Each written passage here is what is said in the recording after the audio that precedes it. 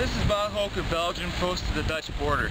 This Sherman tank is a memorial dedicated to the South Alberta Regiment and its fellow members of the 4th Canadian Armoured Division for liberating the nearby town of Iqaluit.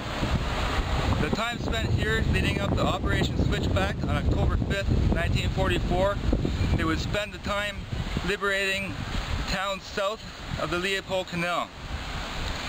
The Germans held an extremely strong position along that canal, and it was here that it was realized the 4th Canadian Armoured Division with its single infantry brigade could not hope to breach. On October 5th, the 3rd Canadian Infantry Division was brought in to get the job done.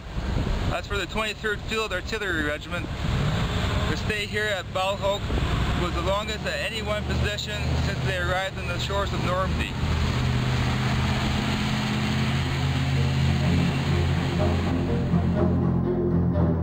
First phase was to soften the German defenses on the northern flank of the Scheldt. The Royal Air Force dropped over 1,000 tons of high explosives on the shores of Walcheren Island, breaching the 3 main dikes, sending seawater in and flooding the island.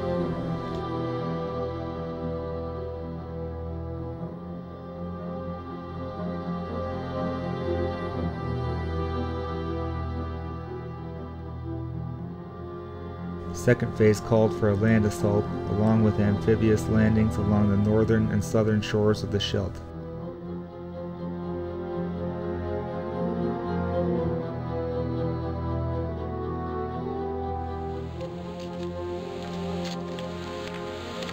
This is the Leopold Canal in Belgium. This Bailey Bridge is a memorial dedicated to the 3rd and 4th Canadian Divisions for their involvement during World War II.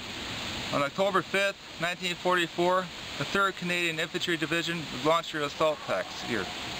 Once across, they would continue north, liberating the towns and villages all the way to Breskens. Meanwhile, 2,000 troops of the Highland Light Infantry would make their way up the River Scheldt, past German defenses, to land on the northern shores of Breskens, behind the German lines, for a surprise attack. Together, they would clear the Breskens pocket eventually. For the 23rd Field Artillery Regiment, they would provide artillery support up to October 16, 1944, when they were taken out of action and sent north with the 4th Armoured Division to provide protection for the 2nd Canadian Infantry Division, making their way into the Walcheren Islands and South Beveland.